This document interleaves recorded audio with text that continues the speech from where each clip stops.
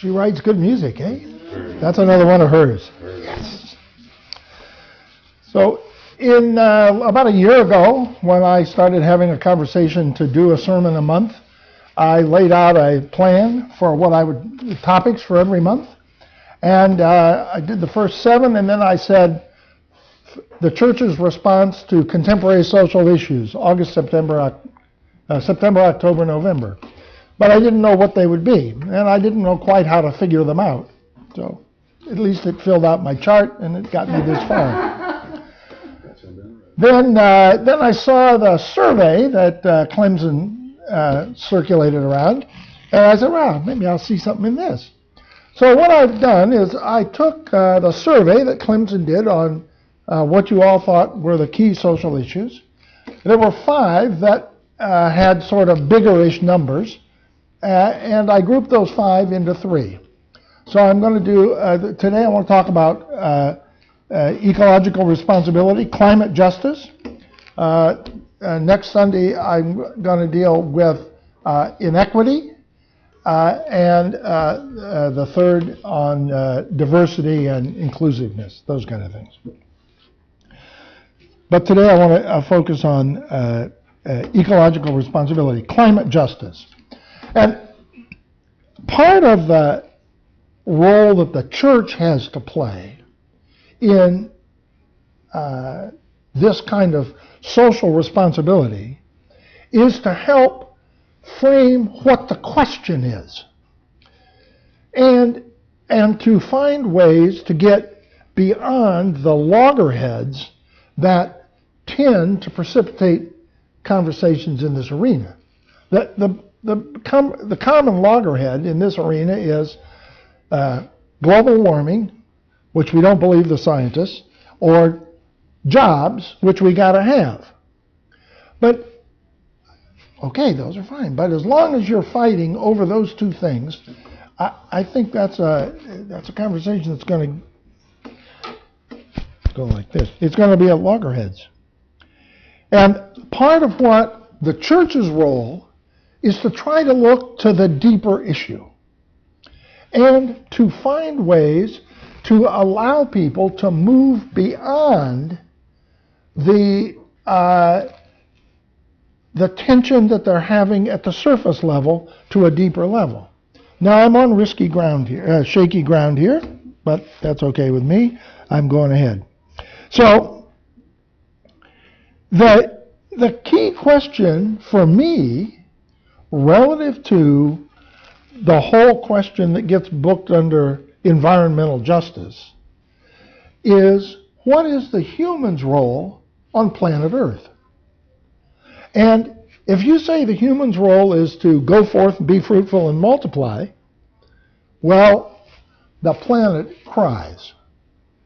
I got nothing against babies. I got nothing against being fruitful and multiplying.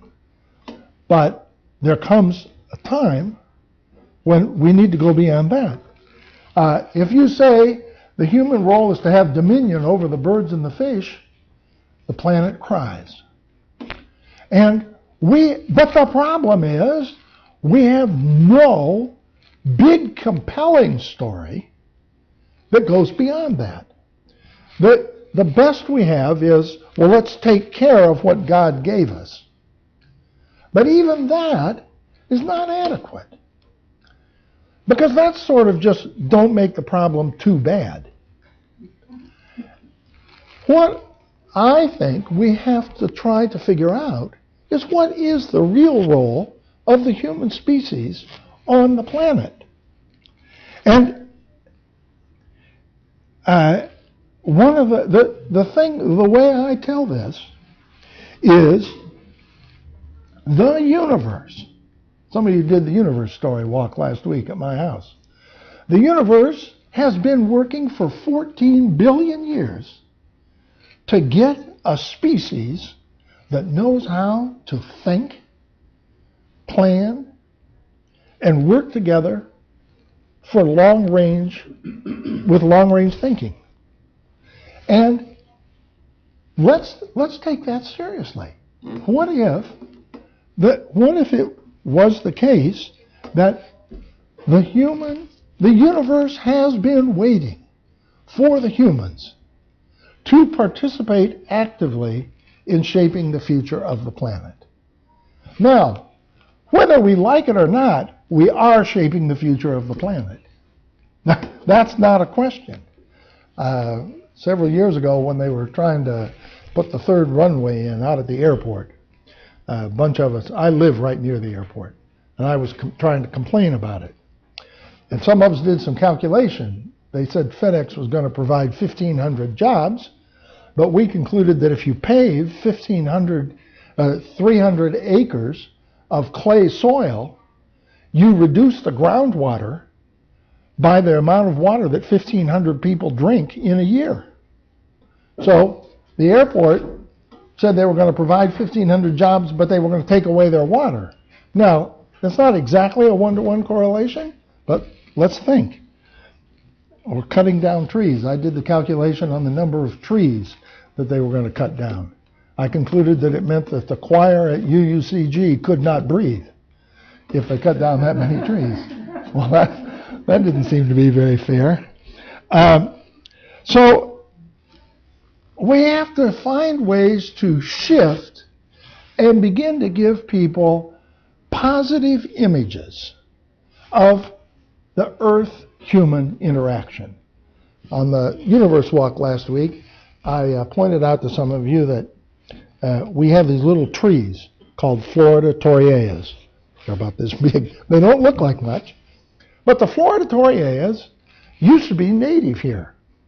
And when the Ice Age came, the seeds on the south side of the trees grew faster than the trees on the north side of the trees, and slowly but surely the Florida torreillas moved to Georgia. But now with global warming, they can't move fast enough back up north. So a friend of mine went down to Georgia, collected a bunch of seeds, brought them up here, and a bunch of us are planting Florida torreilla. We're helping the Florida torreilla move north. Well, that's for me. That's my little sign. So what does it involve for the church to lead in social change? I'm all for boycotts. I mean, I know there's times to boycott and march, and that's all important sometimes. But we have a bigger job, a much bigger job. And the bigger job is to reimagine the human's role on the planet in such a way that we can make it popular to other people.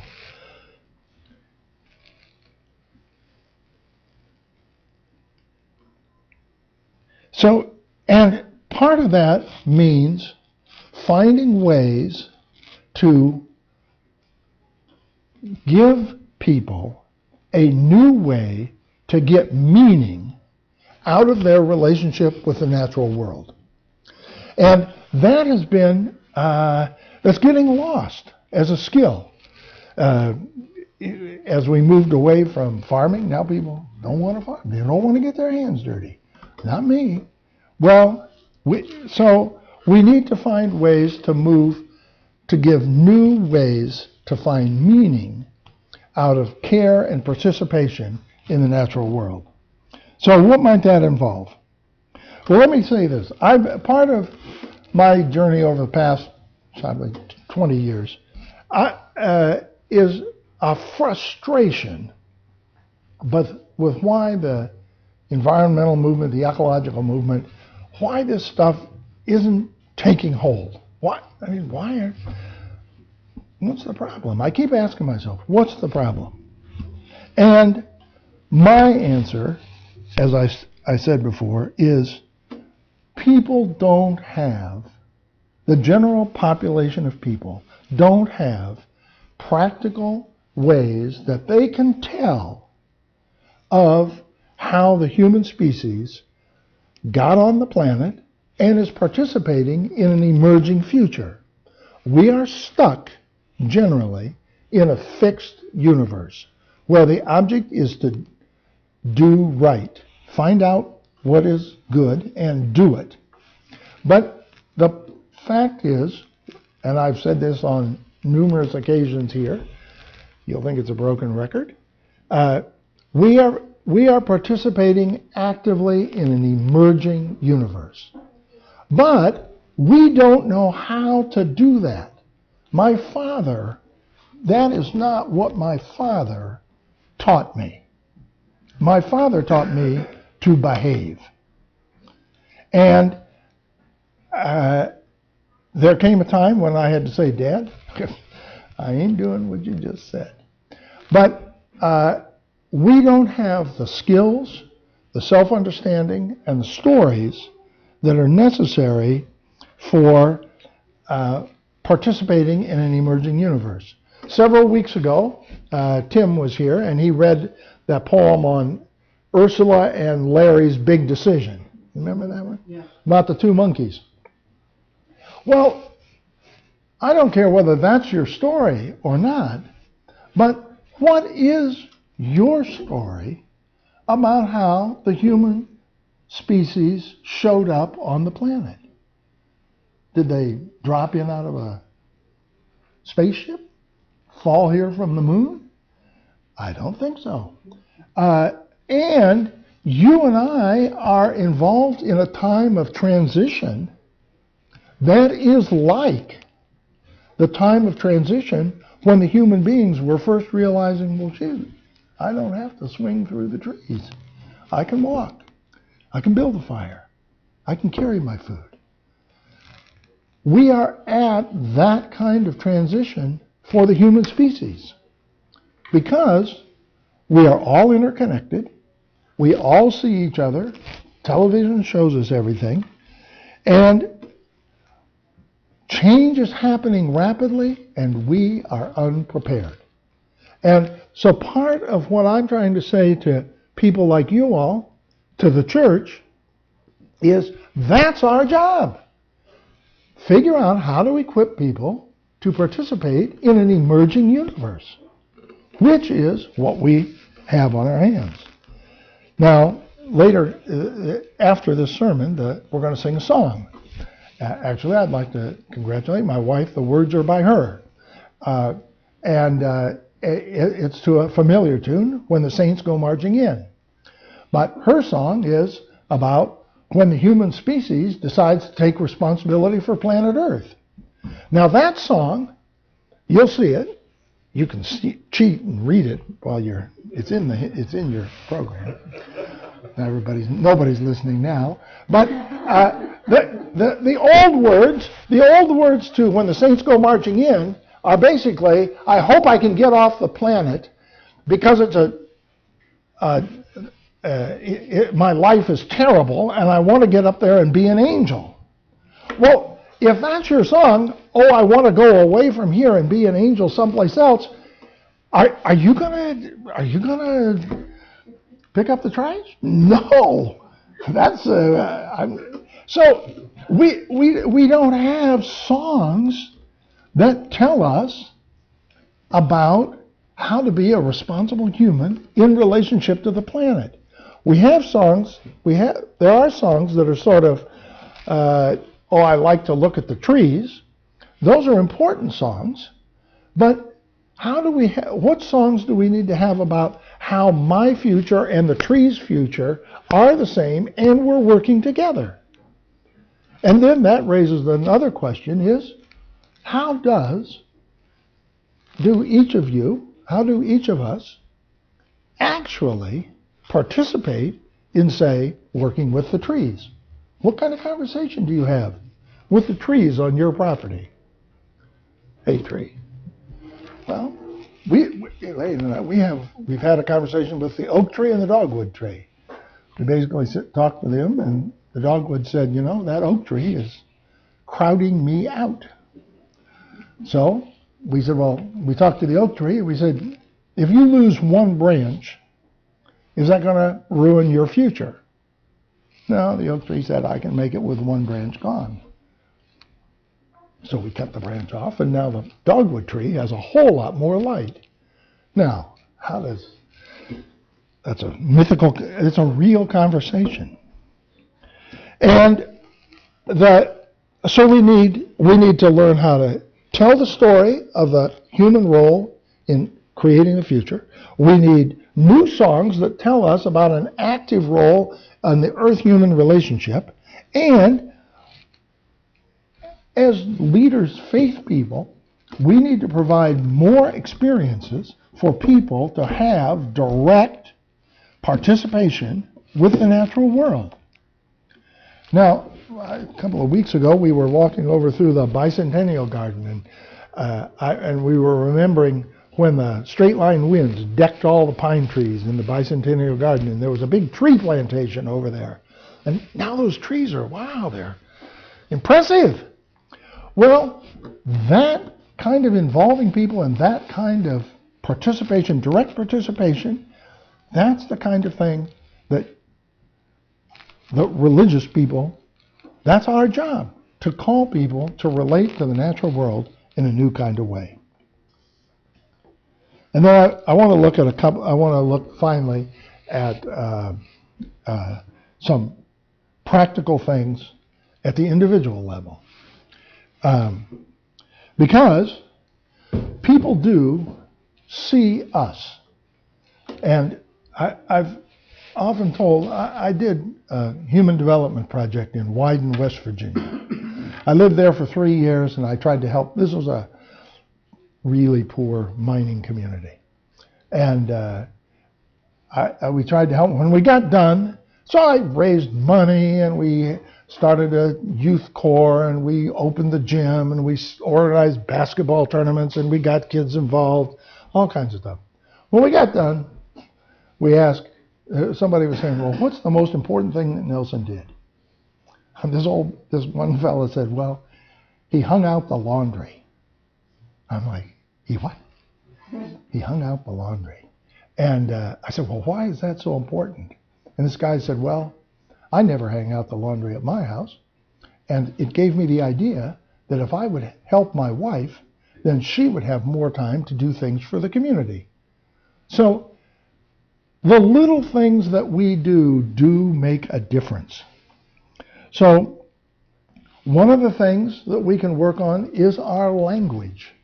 How do we talk about the planet that we live on? How do we talk about the fact that we live in an emerging reality? Now that is, in my opinion, that doesn't get very far.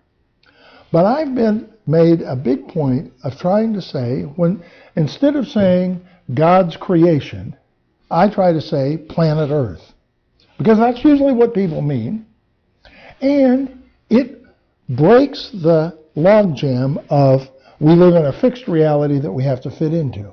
It's subtle, but we all know when we went through the women's revolution, we had to change language. That's the kind of thing we have to look for other examples that tell us that the human species is in charge of everything to the human species is participating in things. My personal thing is I'm trying to replace the word sustainability with enhancement.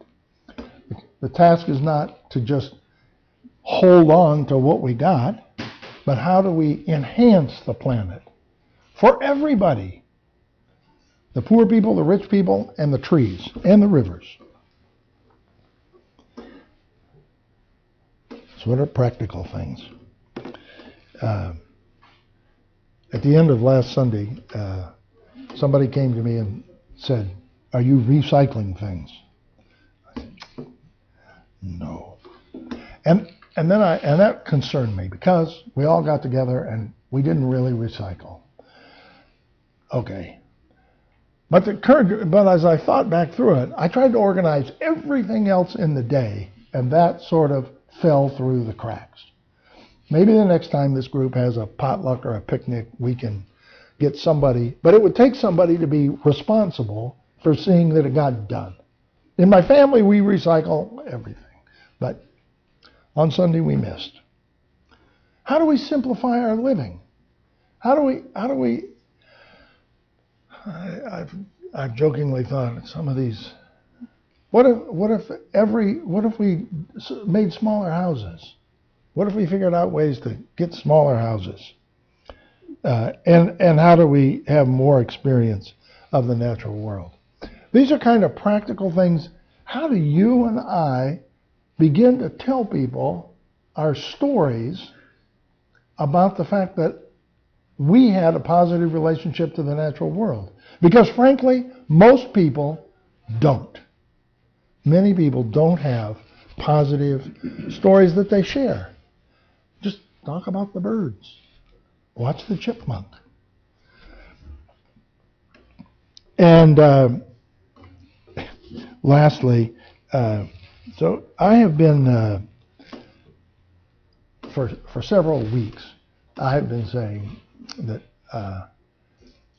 part of the, and I agree I may be stepping on toes here, but anyway, a part of the reason that the United States decided that it didn't want to participate in the Paris Climate Accords was because that they didn't want to spend the money for the poor people. So because there's a thing called the Global Green Fund, and it was too expensive. And I have been bitching out loud and saying, well, how much was it? What's it cost? So a couple of days ago, one of those afternoons when it was about 4 o'clock and I didn't want to really quit for the day, but I didn't know what else to do. So I said, I'm going to Google cost of Paris Climate Accord. Well, of course, I found out. It costs each American person $9.41. That's what the United States committed to. $9.41 per person. So I decided to write a check to the Green Climate Fund. So here it is. I wrote Elaine's too. $18.42. And I'm waiting to see who to send it to. I don't exactly know who to send it to. But $9.42 to help my friends in India who are going to be wiped out by sea level rise. And if you don't think about your friends in India, think about the ones in Galveston, and then think about my friends in Bangladesh. And I've been to Bangladesh, and Bangladesh makes Galveston look like high ground on a good day. And there's a lot of it. So, practically, what can we do? I don't know. But steps. My point is here, simple. As religious church people, when responding to the questions of ecological responsibility, ecological justice, there's a lot we can do in the realm of story. These are critical. Personal actions. These are critical. And giving people new images of the Earth-human relationship. So we're going to take up a collection, and then we're going to sing this song, which is an attempt to move in that direction. Thank you, Elaine.